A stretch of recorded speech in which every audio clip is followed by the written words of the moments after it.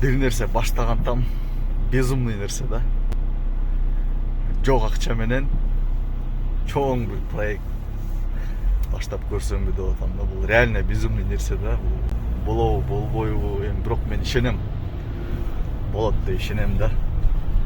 Бизнес план жазып, проект жазып, инвестиция тартып көрсө кандай болот деп атам да. Вообще болобу, мүмкүнбү? Негизи инвестиция тартыш оңой иш эмес да.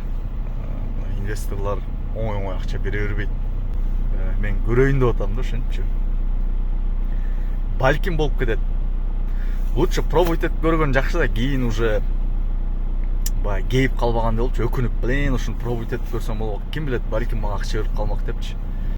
Эс алуучу жай, шаардын четинде, тоо жакта эс алуучу жайда кафе, тапчан. Ушундай бир особенный өзүнүн атмосферасы менен да, этно стилде ошол жака адамдар барып эс алып, чай пай ичип, ошол жакта сейилдеп, анан кийин кыргыз оюндарын ойноп, чүкө ойноп, жатып, мындай бир эс алып кетчү жай керек болуп атат да. Бар бизде албетте мына эме жакта ачылды. Эмеге кетип аткан жолдо, Чучуңкурчуга кетип аткан жолдо ачылды. Каркыра кандай эле? Атын унутуп калдым мен. Чоң эс алуучу жай ачылды. Бирок не то да. Вот ойдогудай эмес, мен ойлогондой ачпады. Жок, мен ойлогондой пока жок. Вообще жок. Бирок эгер мен ушу мен ойлогондой ачсам, бул жардырат да. Кыргызстанда номер 1 эс алуучу жай болот. Ушундай. Азыр бир встречага бартам. Бир жигит мен ошол бизнес план жазат экен да, жазып берет экен, билет экен ошол жагын. Жана ошону сурайын деп атам, кандай болот. В общем, өзүнүн өзгөчөлүктөрү бар. Сонун өзгөчөлүктөрү бар. Анын баарын эми мен айта албайм, бирок бар да. Особенный өзгөчөлүктөр бул. Бир дагы эме даже Супарада жок. Супара сыяктуу болот, бирок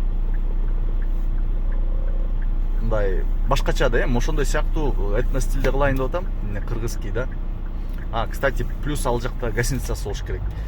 Чет элдик туристтерге арналганчы келип ушул жерде эс алып, уктап, чай пайын ичип, дальше турга кетишет да. Бул жака турда киргизиш керек болот. Турда болот да.